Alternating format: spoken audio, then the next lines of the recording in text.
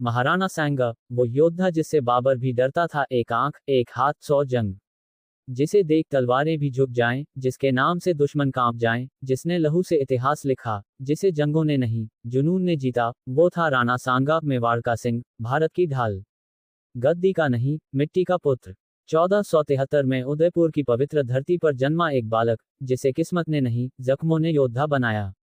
नाम था संग्राम सिंह। राणा रायमल के पुत्र थे, लेकिन ये महल में जन्म लेने वाला कोई सामान्य राजकुमार नहीं था। बचपन से ही षड्यंत्र, गद्दी की लालच और भाइयों की साजिशों ने उसे जकड़ लिया। एक भाई ने आंख फोड़ दी, दूसरे ने हाथ काट दिया, लेकिन ये जख्म उसके शरीर पर थे, आत्मा पर नहीं। तभी तो इतिहासकार लिखते हैं, राणा सांगा एक शरीर नहीं था, वो चलती फिरती ज्वाला था, जो हर अन्याय को राख कर देना चाहता था।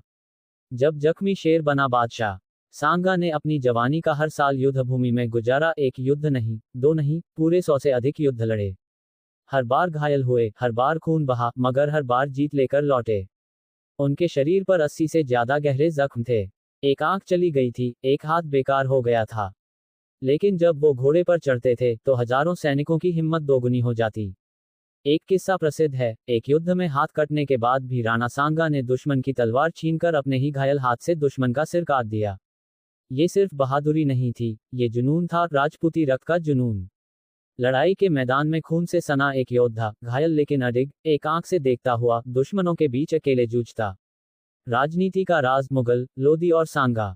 राजपूताना का कोई भी राजा राजनीति में सांगा जितना तेज नहीं था। उन्होंने न सिर्फ मेवाड़ को एक महाशक्ति बनाया, बल्कि मालवा, गुजरात और दिल्ली तक अपनी रणनीति फैलाई।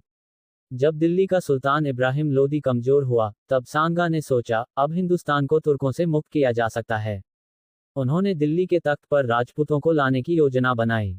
लेकिन यहीं एक मोड़ आया। लोदी को हराने के लिए कुछ अफगान सरदारों ने बाबर को भारत बुला लिया और इतिहास ने करवट बदल ली। खानवा का रण, जहां तलवारें तोपों से टकराईं। 1527 खानवा की धरती पर इतिहास का सबसे निर्णायक युद्ध लड़ा गया। राणा सांगा के पास 100 से अधिक राजपूत राजाओं की सेना थी, लगभग 80,000 सैनिक। बाबर के पास थे तुर्की तोपची, बारूद, आधुनिक युद्ध तकनीक और लंबी दूरी के हथियार। खानवा की जंग कोई आम जंग नहीं थी, ये थी हिंदवी स्वराज्य और विदेशी आक्रांताओं के बीच सीधी टक्कर। सांगा ने जब युद्ध भूमि में प्रवेश किया तो उनके शरीर पर पहले से ही दर्जनों जख्म थे, लेकिन उनका हौसला ऐसा था कि शत्रु सैनिक डर से पीछे हटने लगे। शुरुआती बढ़त राजपूतों की थी, बाबर घबरा गया था, लेकिन तभी एक बहुत बड़ा विश्वासघात हुआ। राणा सांगा का सहयोगी शिलादित्य बाबर से मिल गया। पीठ में खंजर घोंपा गया, तोपें बरसीं, राजपूतों की सेना विचलित हो गई। राणा सांगा बुरी तरह घायल हो गए, फिर भी मैदान नहीं छोड़ा। इतिहासकार फरिश्ता लिखता है, जब बाबर का तोपखाना थक चुका था, तब भी राणा सांगा घोड़े पर थे। भाग 5, वीर की हत्या, साजिश या नियति। जंग खत्म हुई, बाबर विजयी घोषित हुआ, लेकिन उसके शब्द थे, मैंने रणभूमि जीती है, आत्मबल नहीं। सांगा बुरी तरह घायल अवस्था में चित्तौड़ लौटे।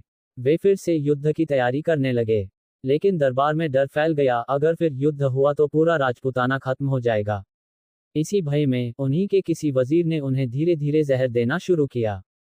सांगा का शरीर रोज बुझता गया और 1528 में भारत ने अपना सबसे वीर योद्धा खो दिया। जिसने 100 जंग लड़ी, वो अपनों के डर से हार गया।